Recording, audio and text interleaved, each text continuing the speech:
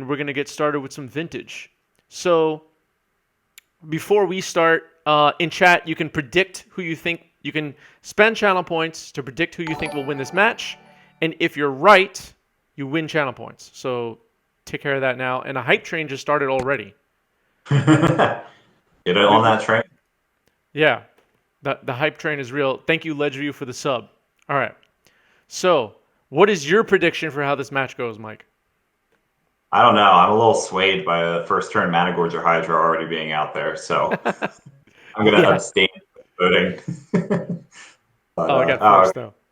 all right, so it might be a little bit more fair then, because Managorge or Hydra is a very strong card for, especially for the like the bug deck to really answer. Like once it's out, you do have the 3 Assassins trophies, but it's a big guy and it will take over the game very quickly. Yeah, and I think when we started streaming at 90s MTG, we started with Vintage. You were there. Many people in chat were there, and the meta looked somewhat different. This is.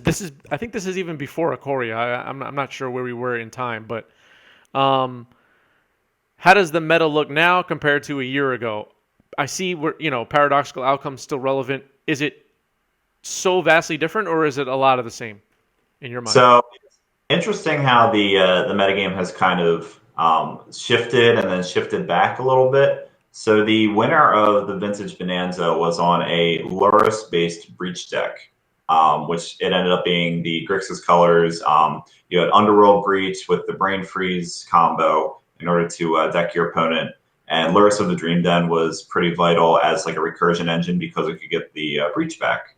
Um, as well as the whole Lotus Lurrus Lotus thing that we said plenty of times during that stream.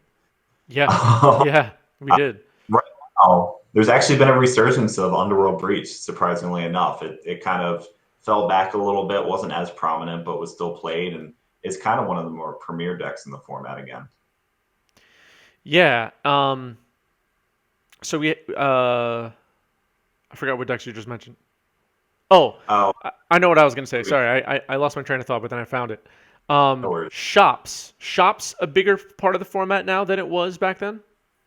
Yeah, so Shops was almost non-existent. It was trying to run Lurrus, but it was one of the less successful. And the Lurrus decks just kind of had a bunch of different ways of combating them. These days, Shops has actually pivoted a little bit. It used to be more of a aggro deck with Arcbound Ravager and Ballista and such. And the build that tends to be more prominent now is actually a combo-based one. It uses a main deck Leyline and a Void to combo with Helm of Obedience to mill your opponent's deck, as well as an additional combo of Dark Depths and one of either Thespian Stage or Mirage Mirror to make a 2020. So that has been the speed and just kind of innate disruption in that deck has been the Shops deck of choice recently. So, in case anybody just missed it, that was a Force of Vigor targeting Soul Ring and Black Lotus. This Black Lotus was sacked in response, along with the Soul Ring to hardcast Force to save the Soul Ring, basically. I think that's a wild trade. Yeah. Um, and a Leovold was pitched to the Force of Vigor. So that's where we are. Ancestral Cool. Recall now. Yeah, right now the bug deck is just trying to well, nicely here, recouping a little bit of lost card advantage, but there's a little bit of back and forth with um, Roland just trying to stop Jesse from amassing a bunch of card advantage, getting rid of a few choice artifacts at a turn because they're what he needs to bounce to hand in order to draw cards. So the chat voted in a prediction poll here and committed channel points. 98% of the 880 channel points committed were for bug mid range. So chat has a 98 to 2 likelihood for this match going to Roland. What do you think of their assessment? I think it's a valid assessment. There's a lot of cards in the main deck of Roland's deck that are very potent against Paradoxical Outcomes specifically. We saw the Force of Vigor, but there's also the Leovolds and the Collector Oofs that are just almost impossible for Paradoxical to deal with in game one, and then it just kind of snowballs from there in the second and third game. So I'm with them. Nice.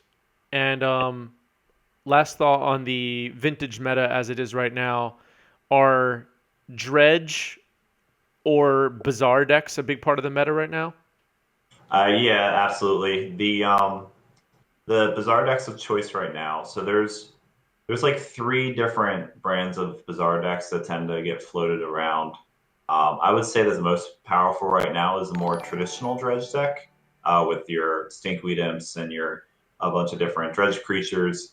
The interesting thing that they've been doing recently is they've been cutting Bridge from Below and Cabal Therapy because, and to that extent, if you're not familiar with like the metagame over the past year, they don't run Dread Return right now either. So it's very much a grindy attrition deck right now, where you have Icarids and Prized Amalgams and Narcomoebas to attempt to grind out your opponent and keep them on the back foot with Wastelands, Strip Mine, and Force of Will effects.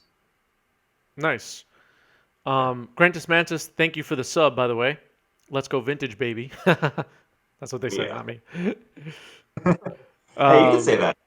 yeah, I can say that too. Let's go vintage, baby. It's just weird for me to say that for no reason. I'm reading their post. Um, so a Tinker got countered by Flusterstorm, Yeah, that's and super. yeah, and supporting what everyone is predicting and commenting so far, there's just an answer for everything Jesse's trying to do right now. Yeah, and that's kind of the expectation from the bug side of things, is that you will have an answer for everything. And once you're done Mhm. answering things, you'll just be able to stick a threat and go to town. I mean, we see here the quote unquote second ancestral cast of the turn and dig in a treasure cruise, just refilling and getting more answers. So would you say that Jesse's deck is a combo deck? Would you categorize it as a combo deck? Maybe this Yeah, is an ignorant question, but Yeah, I would categorize it as a combo deck. I'm taking okay. a look at the list now. It has the main engine of the deck is, you have the four paradoxical outcomes, and a bunch of artifact mana, including it looks like three Mox Opals to Hmm. basically draw a bunch of cards and amass a bunch of mana. But then eventually you need a payoff for that, and the payoff we kind of saw it try to get cast in the first turn with Mana Gorger Hydra. You just drop Yeah. one of those, play a bunch of your Moxen back out, and cast the Time Walk. Um, Yeah. Additionally, you can use Bolus's Citadel to just kind of activate and sacrifice a bunch of permanents, and then maybe like one of those permanents is itself, and then you Yawgmoth's will it back into play and do it all over again. So it is definitely a very engine combo deck, and that's unfortunately for Jesse how Roland a good strategy for Roland to be able to dismantle. Yeah. All right. So looking at the top three with top now, and this is something we don't see. So obviously in Commander, since his Divining Top is legal and people are using it, all right, that wraps up game one.